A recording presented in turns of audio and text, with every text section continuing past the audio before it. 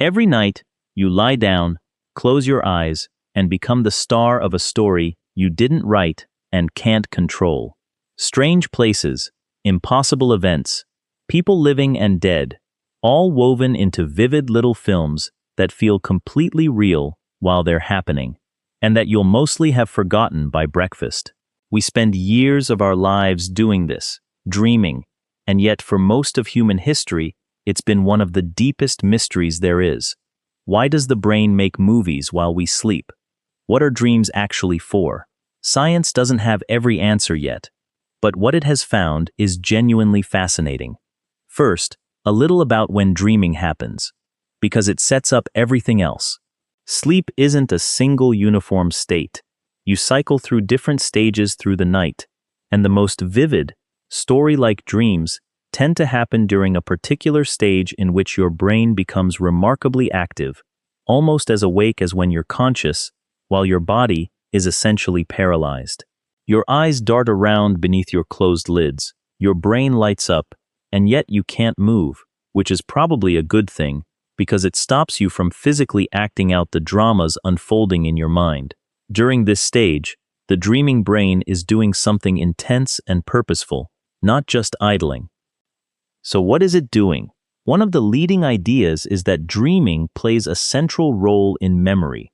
While you sleep, your brain is busy processing the experiences of the day, sorting through what happened, deciding what to keep and what to discard, and moving important memories into more lasting storage. This consolidation of memory seems to be one of sleep's most vital jobs, and dreaming may be part of how it happens. The brain replaying, reorganizing, and integrating the day's events, weaving new experiences into the vast web of what you already know. Some of the strangeness of dreams may simply be what it looks like, from the inside, when the brain is shuffling and filing memories. This connects to another idea, that dreams help us process emotion. The day leaves us with emotional residue, worries, fears, tensions, unresolved feelings, and sleep, particularly the dreaming stage, may help us work through that emotional material in a safe space. There's evidence that dreaming helps take the sharp edge off difficult emotional experiences, allowing us to revisit them in a state where the brain's stress chemistry is dialed down, so we can process the memory without the full intensity of the original feeling. In this view, dreams are a kind of overnight therapy, helping us digest the emotional weight of our lives, which is part of why we so often wake feeling lighter, or why a problem can look different in the morning. There's a more dramatic theory, too, about why so many dreams involve threat, danger, fear, being chased, falling, facing something frightening. The idea is that dreams may be a kind of simulator, a safe virtual reality in which the brain rehearses dealing with threats and challenges. By practicing facing danger in the dream world, where nothing can actually hurt you, you may be sharpening your ability to handle danger in waking life. For our ancestors, a brain that rehearsed escaping predators while asleep might have produced people better prepared to survive them awake.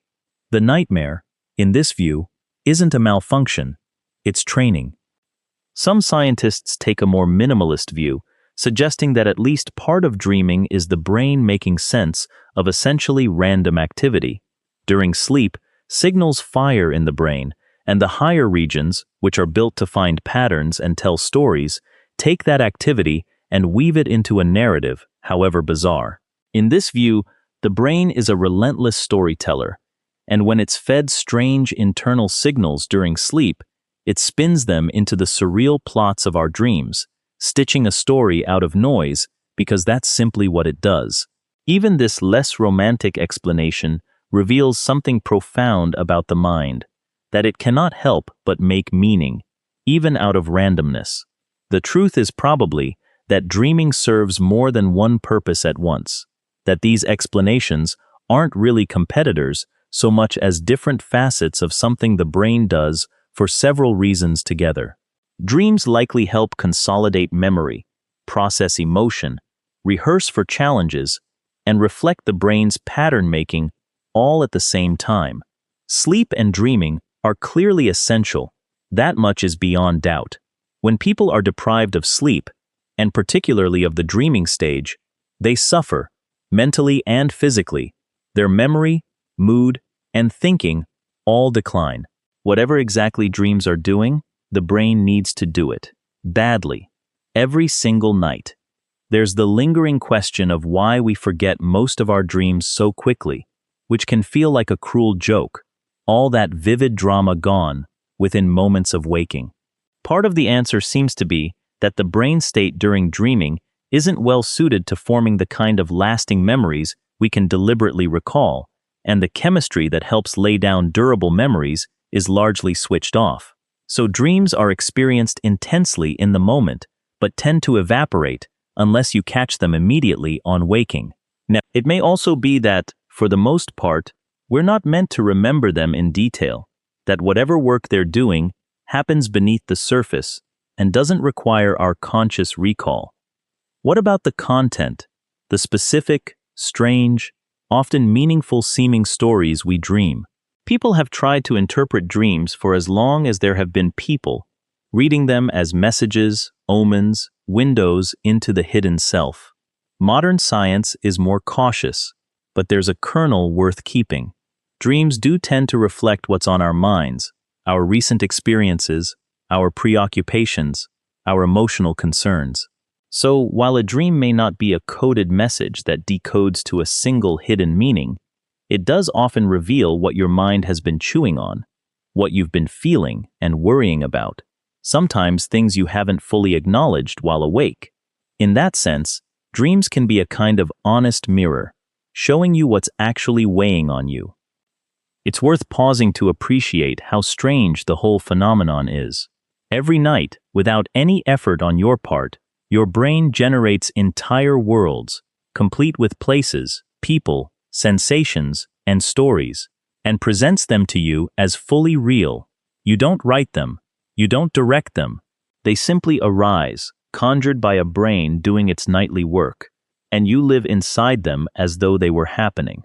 That your mind can build a convincing reality out of nothing, night after night, is one of the most astonishing things about being human, hidden in plain sight because we're all so used to it. So while we may never fully solve the mystery of dreams, what we do understand points to something reassuring. Dreaming is not a pointless byproduct or a random glitch. It appears to be the brain doing essential work, filing away your memories, processing the emotions you couldn't digest while awake, rehearsing for the challenges ahead, and weaving the raw material of your life into the ongoing story of who you are. Far from being meaningless, your dreams may be one of the ways your brain takes care of you, every single night, while you sleep. When you wake from a vivid dream, already feeling it slip away, the strange story dissolving before you can grasp it, don't dismiss it as nonsense. Your brain wasn't wasting its time. It was sorting your memories, soothing your difficult feelings, rehearsing for what's to come, making sense of your one complicated life in the only way it can, while you rest. You don't dream to entertain yourself. You dream, it seems, to process, to heal, to prepare, and to make sense of being alive. And that quiet nightly work, mysterious as it remains, may be one of the kindest things your brain does for you.